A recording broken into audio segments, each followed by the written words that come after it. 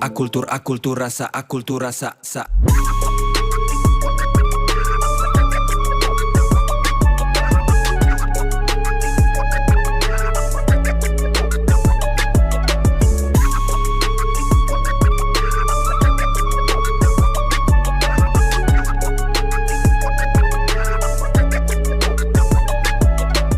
Selamat pagi teman-teman, selamat datang kembali di Alkultur Rasa Talks, rangkaian pre-event menuju Alkultur Rasa 2026 menuju sebuah ruang kolaborasi lintas disiplin yang mempertemukan sains, pangan, seni, budaya, desain, dan keberlanjutan.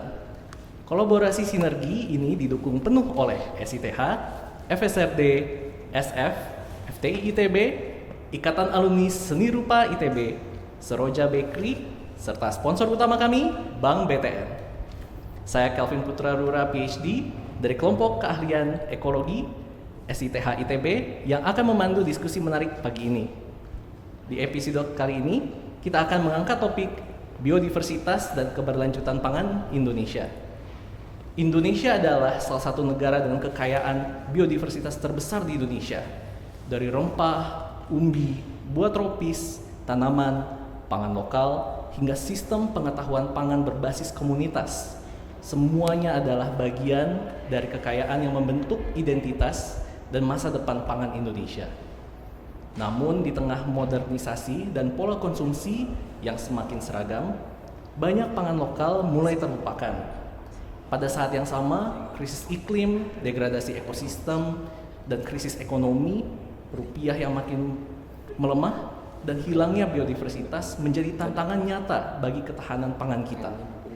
Karena itu, pada pagi hari ini kita akan berdiskusi mengajak melihat kembali hubungan antara pangan, alam, budaya, komunitas, dan masa depan Indonesia. Menjaga pangan lokal bukan hanya soal menjaga makanan, tetapi juga menjaga ekosistem, pengetahuan, dan keberlanjutan bagi generasi kedepannya. Hari ini kita akan berdiskusi dengan dua narasumber. Yang pertama, Pak Iben Yuzenko dari Sebumi yang akan berbagi perspektif tentang hubungan manusia, alam, komunitas, perjalanan, dan sustainability. Dan narasumber yang kedua, Ahmad Arif dari Nusantara Food Biodiversity yang akan berbagi tentang kekayaan pangan lokal Indonesia, biodiversitas pangan, serta pentingnya dokumentasi dan pelestarian pengetahuan pangan Nusantara. Melalui percakapan ini, kita akan mencoba menjawab pertanyaan yang penting. Bagaimana menjaga biodiversitas pangan Indonesia dapat menjadi jalan untuk membangun masa depan yang lebih resilient, berakar lokal, dan berkelanjutan. Mari kita menyapa kedua narasumber. Selamat pagi, terima kasih Pak Iben, Pak Ahmad. Pagi Mas Calvin ya. Ya. Jadi pada pagi hari ini kita akan berdiskusi tentang bagaimana biodiversitas itu bisa menjadi strength dari Indonesia dan bagaimana pengetahuan lokal dan keanekaragaman sebenarnya pangan lokal yang ada di Indonesia. Nah, tapi sebelumnya saya ingin bertanya kepada Pak Iben dan Pak Ahmad, dari yang saya lihat Pak Iben dan Pak Ahmad sudah banyak sering berkolaborasi, dan salah satu kolaborasinya adalah proyek-proyek yang berkaitan dengan pangan lokal. Nah, saya ingin tahu bagaimana, mungkin yang pertama, apa yang membuat Bapak untuk tertarik untuk mengkaji atau belajar dan juga ingin sharing tentang pangan lokal Indonesia? Ya, mungkin itu saya bertanya dulu. Silahkan. Dari aku dulu mungkin ya. Karena karena ditanya apa kolaborasi Sebumi sama KAI ya, panggilannya bisa Pak Ahmad, baru bisa KAI. Banyak. Kita udah 2 tahun kali ya KAI ya, berkenalan. Aku senang sekali gitu ngebaca pemikiran, tulisan-tulisan dan ide-idenya KAI ya terkait pangan lokal, dan kebetulan Sebumi kita aktif sekali untuk mengedukasi publik ya, baik itu generasi muda, baik yang di urban ataupun di rural area terkait isu-isu keberlanjutan. Dan ternyata memang pangan ini sentral sekali ternyata dalam kaitannya dengan iklim ya, keberlanjutan, bahkan juga sampai ke livelihood ya, community. Di situ aku banyak belajar sebetulnya dari KAI, dan kemudian kita terpikir bagaimana kita bisa menularkan pembelajaran dan pengetahuan ini ya, dan mengangkat kearifan lokal yang ada di komunitas terkait pangan itu ke publik yang lebih luas. Karena tadi kalau dibilang isunya keseragaman, salah satunya adalah ketidaktahuan juga gitu dari banyak orang terkait kekayaan pangan kita. Maka kita waktu itu mengadakan perjalanan tuh ke NTT, ke komunitas di Molo, ada di Boti ya, kerajaan yang masih memegang teguh gitu prinsip-prinsip pangan lokalnya. Itu sih, dan itu seru banget ternyata karena banyak sekali yang kita tidak tahu dari kekayaan yang ada di bumi kita. Dari Ya, saya mungkin itu memulai agak jauh ya. Jadi ketertarikan pada pangan sebenarnya sebelum nanti ketemu sama Kak Iben tuh cukup panjang ya. Jadi saya kebetulan basicnya kan jurnalis dan penulis ya, dan itu membawa saya keliling Indonesia beberapa kali ya, dan terutama mungkin momen sekitar 2010-2011 itu saya kebetulan di Kompas waktu itu bikin namanya ekspedisi cincin api ya. Jadi kita keliling hampir seluruh wilayah Indonesia dari Aceh sampai ke Maluku dan banyak tempat yang lain, dan itu membangun perspektif awal saya tentang keberagaman, sebenarnya keberagaman alam, bahwa Indonesia ini misalnya di Papua, di Sumatera, di Jawa itu berbeda-beda landscape-nya.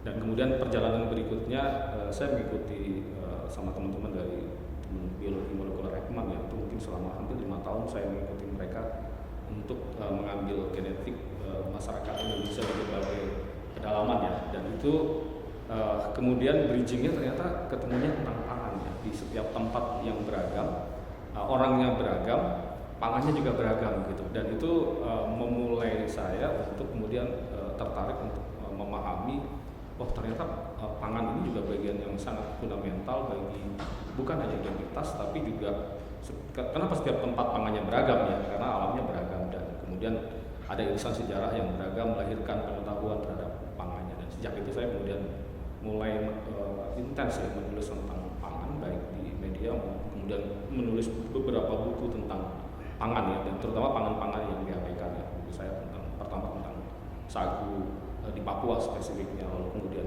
sorghum di NTT, lalu kemudian masyarakat adat dan kedaulatan pangan, dan terakhir tentang sukun gitu ya, pangan-pangan yang penting di masa lalu tapi kemudian diabaikan. Dan saya kemudian melihat bahwa kita memiliki pengetahuan yang terputus gitu tentang pengetahuan kita tentang pangan, karena tadi konsumsi kita semakin seragam gitu ya. Dan akhirnya saya membuat Nusantara Food Biodiversity yang berusaha mendokumentasikan keragaman pangan itu, dan kemudian ketemu Kak Iben yang memiliki concern yang sama ya. Sebenarnya kalau sebumi kan cukup luas ya tentang lingkungan, keberlanjutan, dan salah satunya tentang pangan gitu ya. Dan kami melihat bahwa ya pengetahuan yang hilang ini, pengetahuan yang terputus ya harus diungkap kembali gitu ya, ditulis kembali, dan yang paling penting didiseminasikan kembali, mengajak anak-anak muda, anak-anak siap komunitas untuk menyadari keberagaman pangan kita kembali gitu. Jadi itu sih kemudian yang mempertemukan saya dengan Kak Iben ya. Oh, menarik sekali. Saya mau tanya tentang keseragaman pangan. Kira-kira pendapat dari Bapak sekalian, apa sih yang membuat Indonesia makin kesini makin seragam? Saya sendiri punya hipotesis, mungkin salah satunya transmigrasi. Karena saya sendiri dari luar Jawa, jadi saya dari Sulawesi tinggal di Papua, dan banyak penduduk Jawa atau Makassar, kita dominannya kan nasi, beras. Itu sesuatu yang sulit tumbuh untuk misalkan di Papua, atau bahkan tidak tumbuh sama sekali. Jadi kebanyakan itu akan dibawa dari Jawa, dan itu yang jadi bikin mahal. Tapi kenapa dijual? Karena memang selera orang Jawa yang pendatang, atau bahkan dari Sulawesi pun memang seleranya itu. Tapi jadinya orang lokal pun jadinya mereka ikut merasakan dan ikut mencoba. Apakah itu salah satu alasan, atau mungkin ada perspektif lain tentang apa sih yang membuat keseragaman ini? Aku dulu ya mulai. Jadi ya kalau kita lihat datanya dulu ya, sampai tahun 50-an sebenarnya keberagaman pangan ya, terutama kalau kita bicara karbohidrat ya, di Indonesia itu masih cukup tinggi ya. Tetapi memang ada data statistiknya ya, sekitar 50% tahun 50-an, 50% karbohidrat kita itu baru beras gitu ya. Sisanya sebenarnya masih ada umbian, ada sagu-saguan, dan macam-macam yang lain. Semakin kesini mungkin sekitar 75% karbohidrat kita sekarang beras ya. Sisanya 25% sayangnya gandum yang harus impor kan. dalam bentuk roti, mie instan dan macam-macam yang lain. Nah, kapan itu dimulai? Saya melihatnya ini mungkin proses panjang dan bahkan kolonial kalau saya melihat dari sejak era Belanda ya. Jadi kenapa kalau kita lihat datanya ya, cetak sawah pertama di Indonesia itu sudah dimulai di era-era Belanda ya. Dicetak sawah di landscape kebudayaan yang sebenarnya tidak memproduksi padi ya. Salah satunya misalnya di Mentawai. Beberapa waktu yang lalu saya kebetulan melakukan liputan mendalam ya di Mentawai, melihat bahwa kapan sih cetak sawah pertama itu dilakukan di Mentawai ya. Itu sejak tahun 1900-an awal. Dan itu menarik sekali kalau kita lihat ini ada kaitannya dengan kekuasaan dan juga kepercayaan kan. Jadi rekomendasi cetak sawah di Mentawai itu dilakukan oleh misi agama sebenarnya kepada garnison Belanda. Kenapa? Karena rekomendasinya adalah kalau mau menguasai Mentawai dan mengkonsolidasikan masyarakat yang sebelumnya tinggal di hutan yang terpisah-pisah dengan konsumsi mereka adalah keladi dan sagu gitu, adalah mendatangkan pangan yang baru yang bisa diproduksi di desa-desa yang terpusat. Dan yang menarik ya, itu adalah bagian dari penguasaan. Kenapa? Karena agama baru tidak akan bisa masuk kalau masyarakat Mentawai masih mengkonsumsi sagu, keladi yang itu menjadi bagian penting dari sistem kepercayaan mereka. Bagi orang Mentawai, makan keladi itu bukan hanya sekedar makan. Anak-anak dari kecil harus dikenalkan dengan itu sejak dia pangan pertama dia gitu ya. Dan dari ritual lahir sampai meninggal itu ada ritual terkait sama makanan lokal mereka. Jadi makanan itu adalah identitas kepercayaan gitu, dan rekomendasinya adalah ya, harus ada pangan baru yang dan itu kemudian datang cetak sawah oleh garnison tentara Belanda adalah padi gitu ya. Kemudian didatangkan orang luar, orang dari Minang, orang dari Nias, dan kemudian orang Mentawai yang sebelumnya tinggal di hutan dia dikonsolidasikan di dalam desa-desa yang lebih terpusat. Dulu makanannya mereka beragam dan sagu sama. Dan ini juga hampir sama terjadi kalau kita lihat di Papua ya. Saat ini belakangan kita kenal cetak sawah secara masif melalui food estate ya, di era sekarang. Itu juga terjadi di era Belanda sebenarnya. Tahun 60-an ketika Papua masih di kekuasaan Belanda, cetak sawah pertama dilakukan oleh Belanda di daerah Merauke ya, untuk diantaranya untuk menyediakan pangan bagi tentara Belanda, dan yang sebagian tentara Belanda kan orang-orang dari Jawa, dari mana-mana dan seterusnya. Dan pola itu gitu, itulah yang kemudian kita lanjutkan saat ini. Dan kemudian itu dilakukan tadi ya, kolonialisasi melalui pangan dari cetak sawah dan seterusnya itu juga diikuti dengan perubahan budaya ya. Kemudian ditanamkan kepada orang lokal bahwa beras itu identik dengan kultur yang lebih tinggi. Kalau orang masih makan pangan lokal, ya dianggap masih miskin gitu ya. Dan itu konstruksi itu sangat dalam, terutama menguat terutama di era Orde Baru dengan adanya revolusi hijau yang kemudian dianggap produktivitas padi ini memungkinkan untuk digenjot dengan tinggi dengan intensifikasi pertanian, pupuk kimia dan macam-macam yang lain yang. Dan disitulah kemudian industri dan sayangnya memang masuknya juga diiringi dengan budaya tadi. Konstruksi sosial masyarakat sampai sekarang kalau kita datang ke NTT dan banyak tempat yang lain ya, yang sebenarnya mereka masih makan pangan lokal yang lain, itu kemudian terbangun tadi perspektif bahwa kalau mereka masih makan pangan lokal gitu, masih makan jagung, masih makan dianggap masih miskin dan malu gitu ya. Dan, apalagi kita tahu bahwa di era 60-an, 70-an terutama 70-an, 80-an beras itu menjadi komponen gaji pegawai negeri gitu ya. Ketika PNS dikirim ke Timika, PNS dikirim kemana, ke tentara dan seterusnya, itu salah satunya dengan beras. Dan orang lokal pun kan melihat ya kalau tentara, kalau apa tuh pegawai negeri, ya makanannya beras gitu. Dan itu konstruksi yang sangat kuat dan sampai sekarang. Saya beberapa waktu yang lalu misalnya ke salah satu daerah di Maluku gitu ya, ketemu sama salah satu pejabat daerahnya gitu ya, yang lagi sedang mengkonversi lahan sagu. Yang kita tahu sagu ini kan produktivitasnya sangat tinggi sebenarnya, karbohidrat lokal dan seterusnya, diganti dengan cetak sawah gitu ya. Waktu itu saya tanya, kenapa harus ganti cetak sawah? Biar pintar seperti orang Jawa katanya kalau makan nasi. Jadi ada konstruksi sosial yang ini ditanamkan panjang sejak era kolonial dan sampai sekarang dianggap bahwa beras memang kasta yang lebih tinggi dari pangan-pangan lokal yang ada. Jadi ini cukup panjang ini ya. Dan saya melihat bahwa ini memang kalau kita bilang istilah sekarang ya gastrokolonialisme, bagian dari penjajahan pangan yang mengubah identitas, mengubah kepercayaan, dan termasuk basket gitu. Saya menarik mau nanya tentang yang penjajahan melalui pangan. Ini saya mau nanya apalagi reach out kepada pemuda yang di urban. Kan sosial media sekarang banyak makanan Korea, makanan Jepang, apalagi sosial media sepertinya makin seperti minyak pada api, dan sekarang generasi muda seleranya mulai shifting. Dari proyek-proyek yang Bapak sekarang sudah jalankan, kira-kira untuk reach out ke pemudanya itu tantangannya apa ya, dan bagaimana yaitu kolonisasi bahkan pengaruh dari luar tuh malah mengubah selera apalagi untuk generasi muda sekarang. Ya sebetulnya itu melanjutkan tadi ya crash course sejarah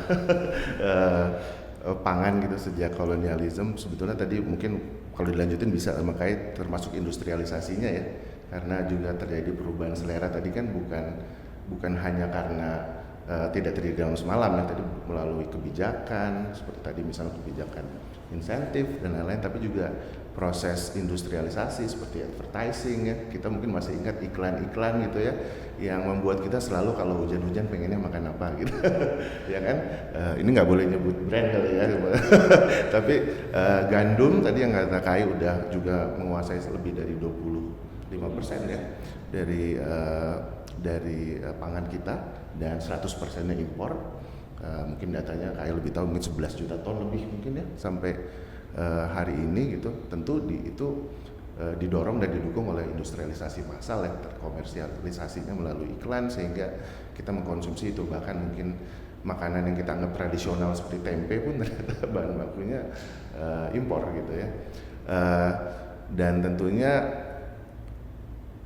kuncinya anak muda sekarang kehilangan keterhubungan itu gitu, karena mungkin itu proses yang terjadi even sebelum dia lahir gitu ya, ketika dibombardir dengan iklan-iklan segala macam, sehingga itulah yang masuk dan kita lupa gitu. Yang menarik seringkali ya kita lupa karena kita tidak tahu gitu, dan makanya penting sekali ya pendokumentasian dan pendiseminasian pangan-pangan lokal gitu, itu menjadi penting karena kan berbeda cara pandangnya. Aku sendiri mengalami itu. Saya dulu kuliah di Bandung gitu ya, selalu main ke Simpang Dago gitu ya. Saya nggak pernah lihat ada apapun di Simpang Dago selain ruko-ruko gitu ya. Tapi kemarin setelah kita mengadakan kegiatan namanya Mendadak Sukun sama Kak Ai itu, kita menceritakan kembali tentang keajaiban dari sukun gitu ya, sebagai salah satu sumber pangan lokal yang superfood sebetulnya. Itu saya lewat Simpang Dago, nggak coba deh dicek, itu ada pohon sukun besar ya, dan waktu itu sedang berbuah gitu di tengah kota yang macet padat gitu ya. Ternyata ada pohon sukun gitu. Di situ saya tersadar ya, kalau kemarin nggak baca tentang sukun, mungkin aku nggak akan pernah tahu bahwa di Simpang Dago itu masih ada loh pangan lokal hebat Indonesia gitu, dan berbuah gitu. Nah, bagaimana kemudian kita mengajak anak muda dari pertanyaan tadi untuk mengetahui, sehingga yang minuman yang tidak yang mereka ketahui bukan hanya matcha aja gitu, tapi ternyata ada banyak loh sumber-sumber juga lokal yang bisa dibuat dan bisa sekelas dengan matcha gitu ya. Seperti itu sih. Jadi usaha-usaha untuk mendekatkan kegiatan ini fun, caranya Mendadak Sukun gitu ya. Kita bawa buah-buahan lokal waktu itu ya, kemudian kita cerita tentang sukun, kita nyicipin cake gitu ya, dengan gaya waktu itu kebetulan ada orang, sebenarnya bukan orang Perancis itu dia menikah dengan orang Perancis, jadi dibikin cake ala Perancis tapi dengan bahan dasar sukun, dan ternyata enak banget gitu. Nah, kita perlu mengenalkan pengetahuan itu dan rasa itu kali ya kembali ke anak-anak muda kita. Nah, ini terkait tentang selera, kan kita Indonesia bukan hanya biodiversitasnya saja yang besar, tetapi kita suku, bahasa juga kita berbeda-beda. Apakah perspektif, kan Bapak sekarang sudah keliling Indonesia nih, kira-kira apakah ada perbedaan atau ada kesamaan tentang baik itu selera atau perspektif bagaimana mengolah lahan atau pengetahuan lokal terhadap pangan lokal? Iya, jadi yang menarik dari Indonesia memang bukan hanya kita kaya beragam sumber pangan, tapi juga budaya pangan lokal yang itu tumbuh dari adaptasi spesifik mereka terhadap lingkungan yang juga spesifik ya. Kalau kita misalnya bicara kenapa ya masyarakat tradisional di Papua misalnya ya. Papua pun juga beragam ya. Papua yang pesisir, terutama pesisir selatan, pesisir utara itu kan basicnya terutama kalau kita bicara karbohidrat kan sagu. Kenapa? Karena memang lingkungan itu adalah lingkungan yang menumbuhkan sagu secara alami ya, dan kita tahu sagu tanaman endemik ya yang memang tumbuh di area-area yang berawa yang tanaman lain mungkin nggak tumbuh dengan baik, dia bisa tumbuh, dan itu kemudian melahirkan budaya konsumsi sagu gitu ya yang menurut saya bukan hanya makan karbohidratnya, karena juga melahirkan bagaimana mengolah sagu menjadi satu set menu makanan gitu. Kalau kita lihat kan orang Papua kalau makan papeda pasti nggak hanya sagu doang kan, di situ ada ikan, ada protein, atau kalau di Merauke sagu sep itu dengan daging, dengan macam-macam yang lain, sehingga menjadi satu set menu yang lengkap gitu. Sagu mungkin proteinnya lebih rendah, tetapi dia ketika dikombinasikan dengan ikan dia menjadi menu yang komplit, dan itu menjadi dish mereka yang lengkap sebenarnya. Nah sayangnya kemudian kita nggak menganggap itu sebagai satu ini ya budaya pangan yang lengkap, sehingga kemudian ketika orang Jawa datang yang mungkin karena terbiasa makan beras, dia pikir sagu ini kurang lengkap nih, ininya proteinnya lebih rendah dan seterusnya. Tapi dia nggak lihat bahwa sebenarnya orang Papua nggak hanya makan sagu, dia makan satu set menu yang lengkap. Nah sekarang yang terjadi adalah kemudian orang Papua ketika beralih menjadi makan beras karena tadi ada proyek sawah dan dikonstruksi seolah-olah nggak makan sagu ini hanya makan lokal, makan yang rendah. Sekarang di Papua fenomenanya adalah makan nasi kosong. Anak-anak di Papua ya karbohidrat nasi aja, atau nasi sama mie gitu ya, yang kita tahu karbo tambah karbo, dan itu yang menjadi persoalan. Pengetahuan lokal masyarakat yang beragam tadi terhadap pangannya itu tumbuh bersama kebudayaan mereka, bagaimana mereka mengkombinasikan antara satu bahan dengan bahan yang lain, meramu, dan itulah yang melahirkan budaya pangan yang beragam. Dan bahkan di banyak daerah ya kultur kita menarik, misalnya kalau kita lompat di NTT, ada banyak sekali pangan-pangan kita itu yang sebenarnya misalnya memiliki racun ya, misalnya kayak racun cyanida di kacang-kacangan di NTT itu banyak sekali tuh, ada belasan jenis kacang yang yang beracun, tapi masyarakat punya pengetahuan untuk menghilangkan racunnya sehingga menjadi makanan yang siap dikonsumsi gitu ya. Ada jenis kacang-kacangan yang harus direbus sampai 10 kali gitu ya untuk menghilangkan racunnya, dan itu pengetahuan. Jadi bukan hanya kenapa makanan mereka beragam, tapi pengetahuan di belakang pengolahan, pengumpulan, ekstraksi, dan seterusnya itu sesuatu yang sangat berharga dan sangat beragam gitu ya. Makanya saya selalu bilang bahwa kita jangan hanya membandingkan bahan makanannya saja.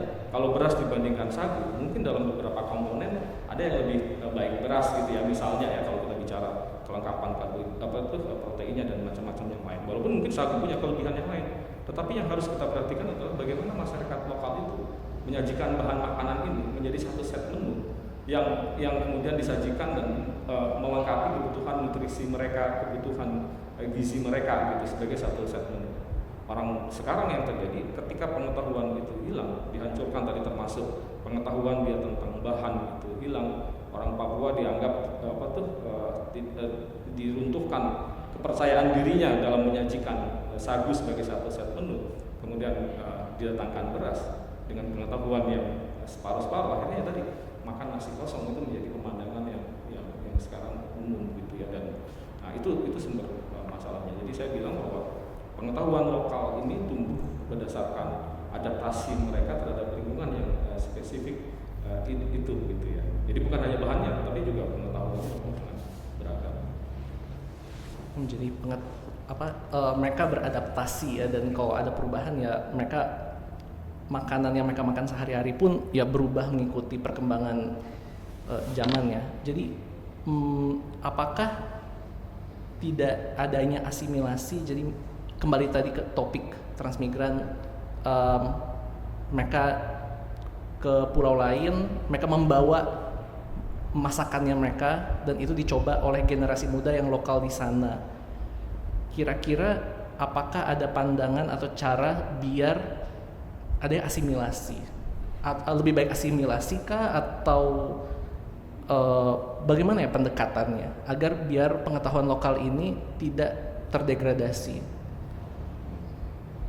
Aku nambahin sedikit ya, karena ini itu terkait sama tadi ya. Jadi bahwa ya sebelum era kolonialisasi ya, mungkin prosesnya sebenarnya yang terjadi adalah pembauran atau asimilasi yang terjadi secara ini ya banyak sekali sebenarnya bahan-bahan pangan lokal yang sekarang kita kenal yang dianggap pangan lokal itu kan sebenarnya pangan yang juga didatangkan dari luar ya. Kalau kita bicara misalnya ubi jalar itu kan bukan tanaman endemik kita kan, dia dari Amerika Latin, bahkan cabai gitu ya, dan cabai kan juga dari Amerika Latin, bahkan kacang tanah yang kemudian menjadi bumbu pecel kita gitu, itu kan bukan dari Indonesia gitu ya.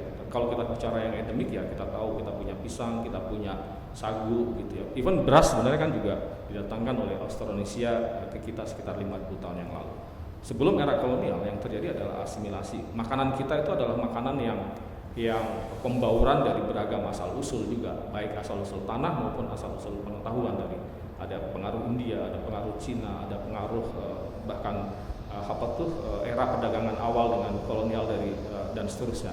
Tapi memang konstruksinya berubah ketika kemudian yang terjadi adalah relasi kuasa yang berubah, kolonialisasi tadi ya, melalui gastrokolonialisme tadi ya, bahwa pangan kemudian didatangkan dengan cara memaksa mengubah landscape dan penguasaan tadi.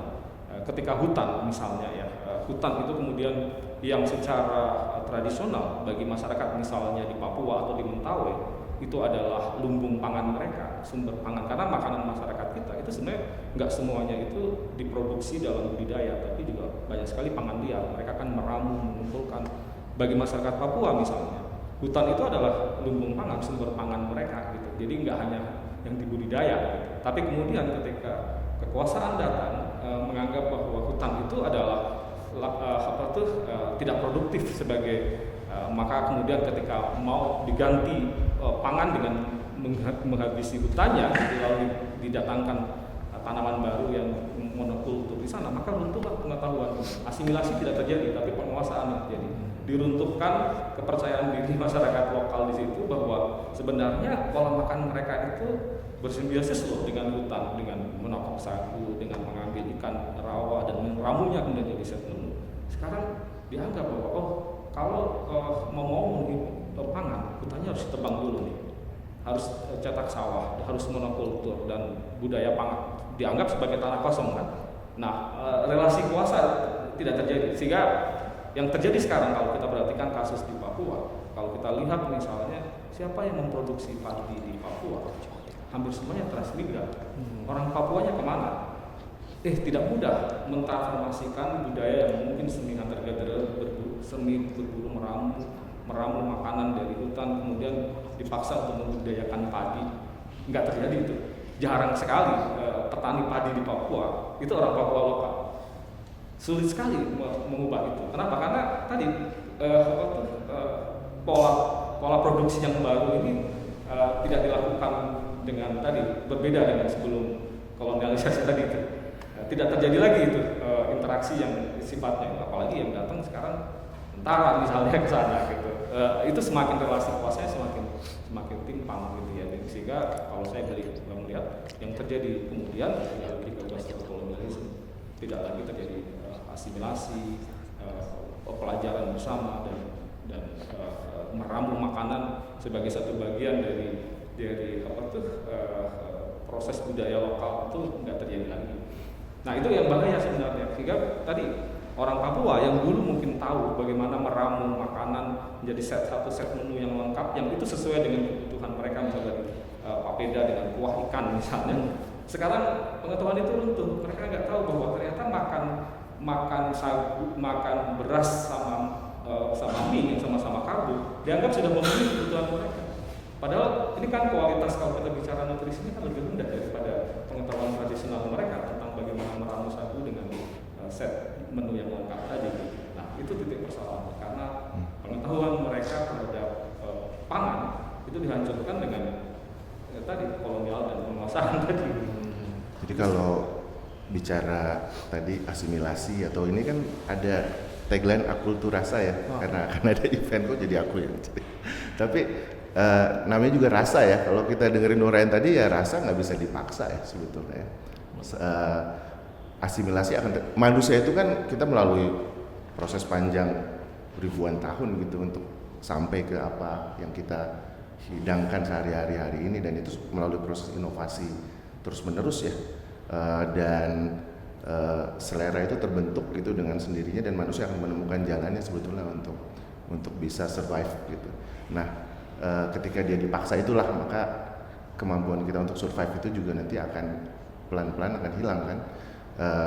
Tadi sempat bicara juga kayak terakhir kita ke Molo itu kita makan, karena waktu itu makan pucuk beringin ya, pucuk beringin gitu. Ternyata pohon beringin itu punya pucuk yang hanya keluar itu hanya 1 minggu gitu, karena setelah itu dia akan mundur dan tidak bisa dikonsumsi lagi. Jadi dan bahkan kita tuh beradaptasi dengan musim gitu ya.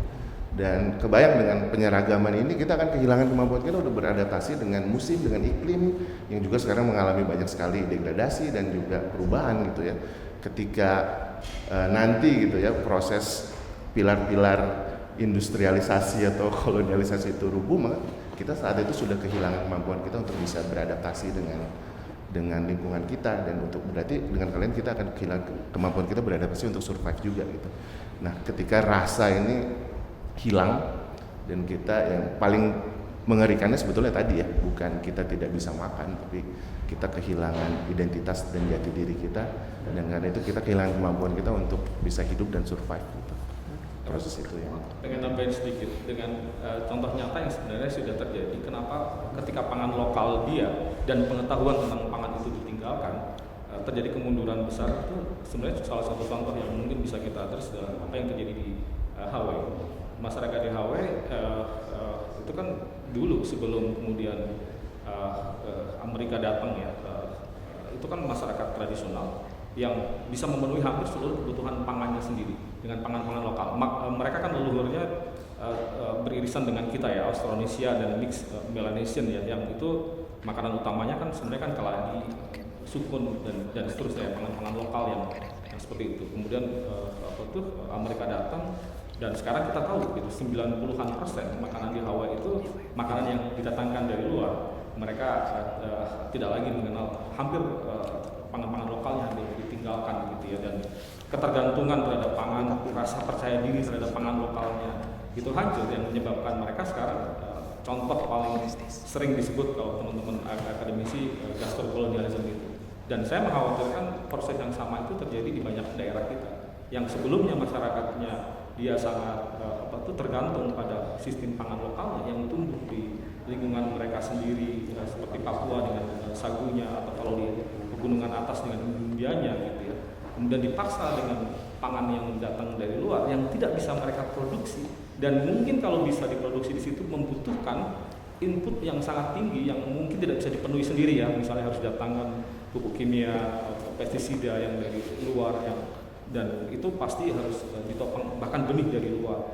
Yang terjadi adalah ketergantungan gitu, dan implikasi yang paling jelas sebenarnya seperti yang terjadi di Hawaii itu kemerosotan kualitas kesehatan. Kita lihat kan kalau kita sekarang googling aja cari itu angka obesitas yang tertinggi, diabetes dan yang lain-lain, itu masyarakat di Hawaii salah satu contoh yang paling buruk. Kenapa? Dan itu dimulai dengan tadi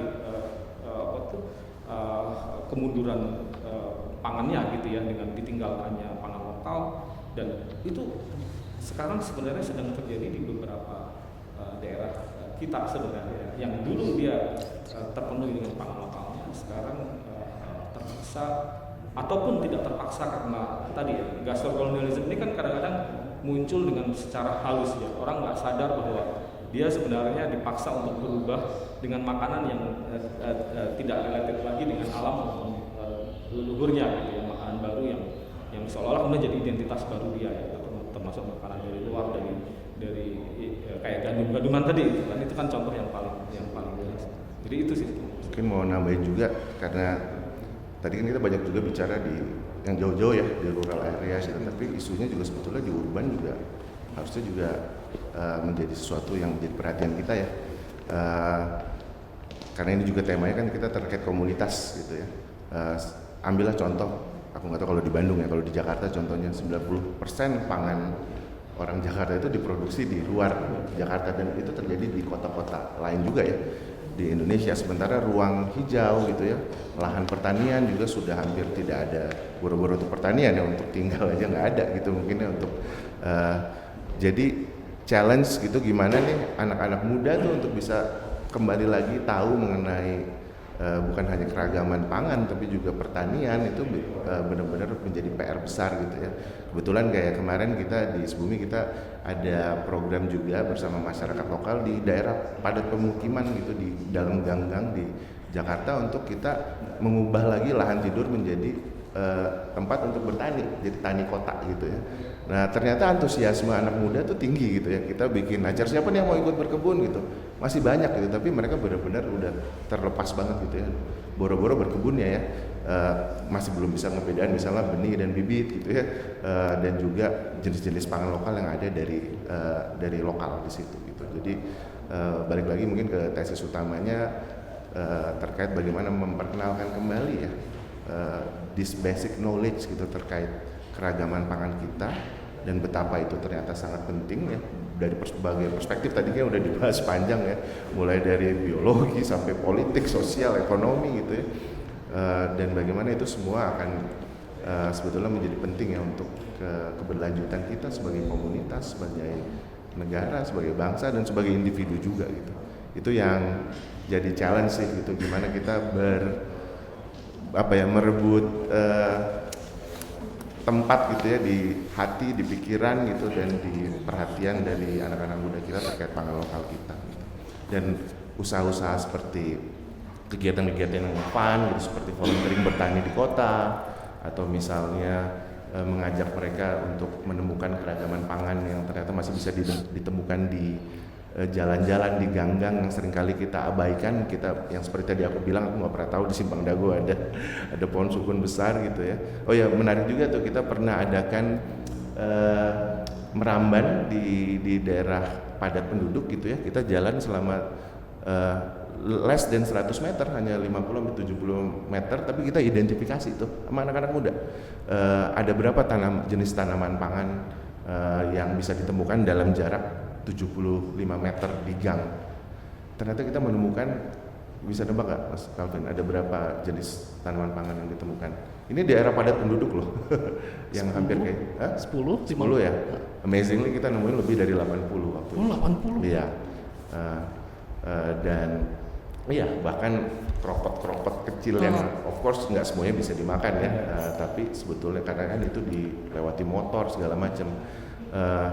Dan kemudian kita meramban juga gitu ya, of course di kebun merambannya, kemudian kita ajak mereka untuk memasak lagi dengan menu-menu atau resep-resep lokal gitu. Bukan hanya dari misalnya di Jakarta, tapi bahkan waktu itu kita sempat masak juga resep dari NTT gitu ya. Ternyata bisa gitu. Nah, usaha-usaha untuk mengasimilasikan pengetahuan inilah yang menurut aku jadi penting sih, karena rasa nanti akan menemukan jalannya sendiri ketika orang sudah mengenal, mencicipi, dan kemudian mereka akan amazed gitu ya, akan takjub gitu dengan kekayaan kita gitu.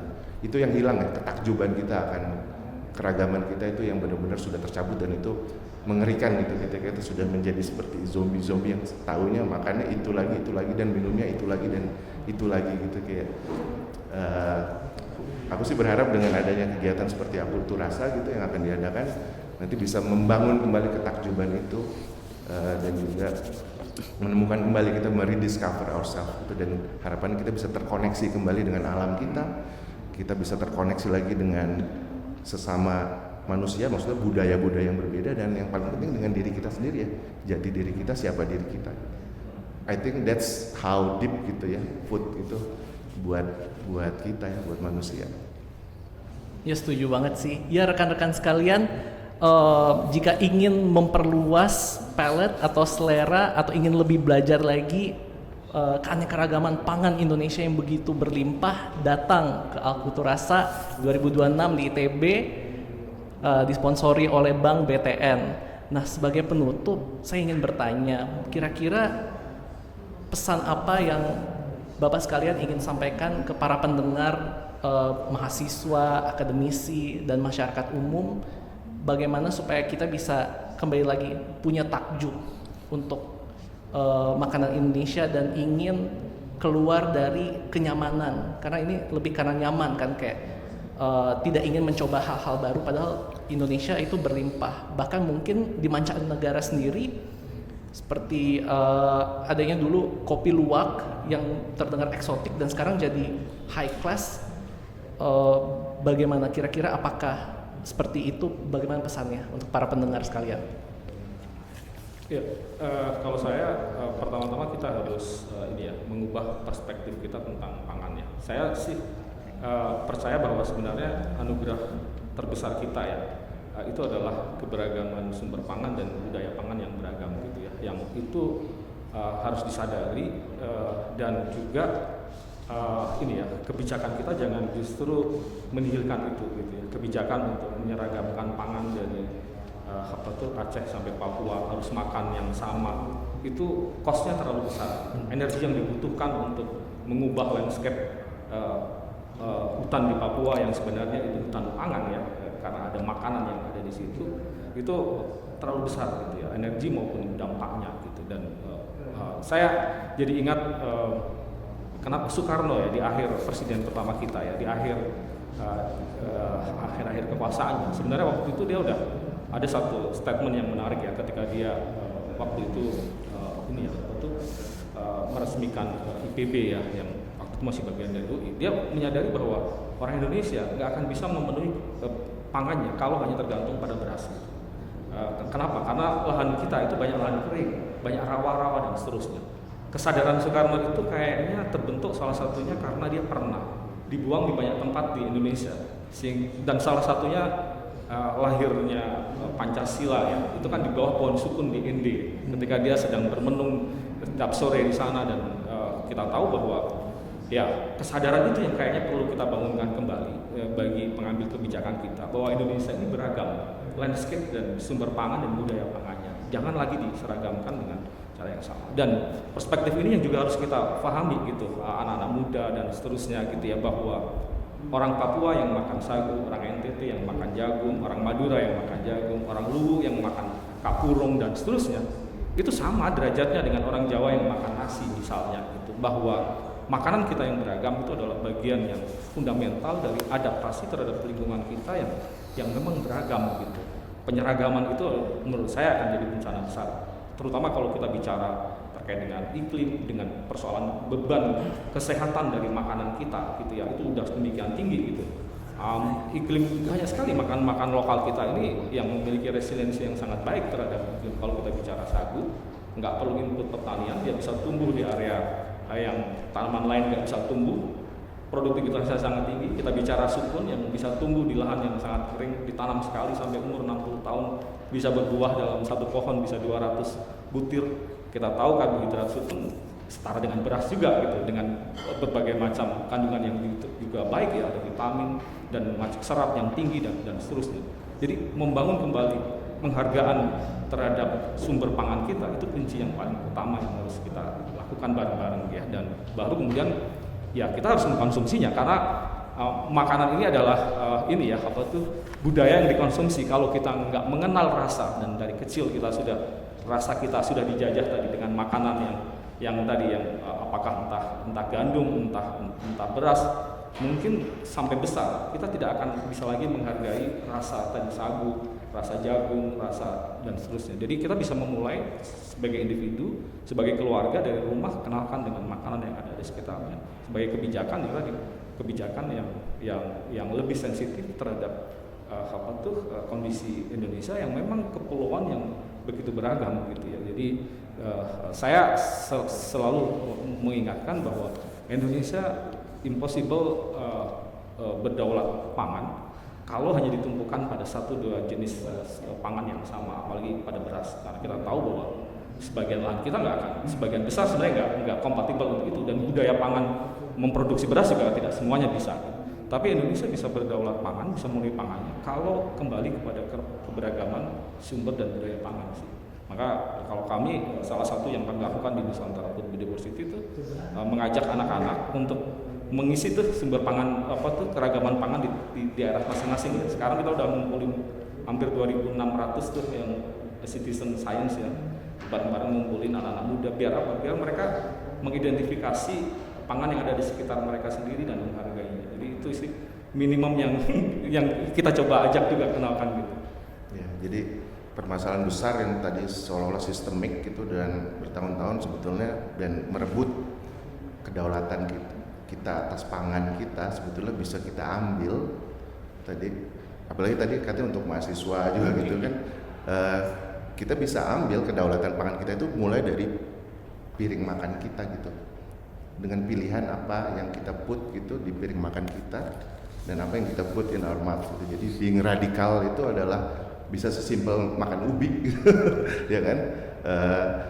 Being radikal itu bukan hanya demonstrasi masa, tapi demonstrasi masak mungkin ya kan. It's also radical gitu. Dan I think kalau kita nggak berpikir radikal, kalau kita nggak berani eksplorasi di luar kenyamanan tadi seperti kata Mas Alvin, dan itu bisa didapat dengan kita berani mencoba keluar dari zona nyaman, bukan hanya makan sesuatu yang berbeda gitu, yang tidak sehari-hari di brainwash kita untuk makan gitu.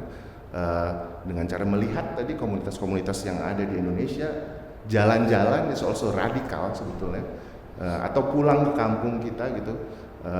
Saya sendiri baru tahu tuh di kampung saya dulu ada satu seperti jengkol namanya jaling gitu, yang nggak ada hanya di kampungku aja gitu. Kadang-kadang pulang kampung itu adalah seradikal itu gitu, karena itu tentang kita kembali ke akar kita, ke siapa kita, dan hanya dengan keradikalan itu dan inovasi kita bisa survive gitu, menantang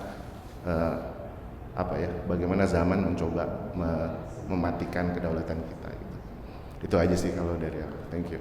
Ya saya setuju sih, saya teringat ITB juga banyak mahasiswa dari berbagai pulau di Indonesia, seharusnya ada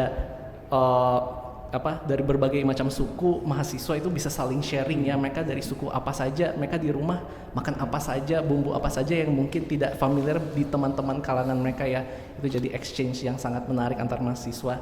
Ya tidak terasa waktunya asik sekali ngobrol bareng ya teman-teman para pendengar.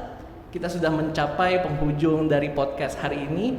Diskusi pada pagi hari ini menjadi refleksi yang sangat penting, di mana pangan tuh menjadi sesuatu yang sangat bukan hanya untuk kepenuhan gizi, tetapi identitas dan sejarahnya tuh juga sangat panjang. Di balik setiap bahan yang kita gunakan setiap hari, ekosistem dan budaya dan komunitas dan pengetahuan harus kita jaga bersama jika kita ingin Indonesia memiliki masa depan yang dimana bukan hanya makanan itu saja yang mendominasi, tetapi kita menjaga kekayaan alam yang kita punyai. Jadi kita pada pagi hari kita belajar bahwa biodiversitas pangan Indonesia itu bukan hanya upaya konservasi saja, tetapi juga supaya kita mempertahankan jati diri Indonesia dan keberlangsungan lingkungan dan masa depan untuk generasi mendatang. Saya mengucapkan terima kasih sebesar-besarnya ke Pak Iben, ke Pak Ahmad dari Sebumi dan Nusantara Food Biodiversity untuk perspektif ceritanya dan untuk sejarah Indonesia yang panjang ini, bagaimana sampai kita mencapai ke tahap ini sekarang. Terima kasih kepada Bank BTN yang dukungan yang konsisten untuk terwujudnya ruang kolaborasi ini. Kami mengingatkan teman-teman sekali lagi pada tanggal 20 hingga 21 Juni di kampus ITB akan adanya acara Alkulturasa 2026 bertepatan dengan momen alumni pulang kampus dan Dies Natalis ITB yang ke-76. Semoga setelah sesi ini kita semakin sadar bahwa menjaga pangan lokal berarti menjaga biodiversitas, budaya, bumi, dan masa depan Indonesia. Sampai bertemu di Alkulturasa 2026. Ingat ya, dia mau masak.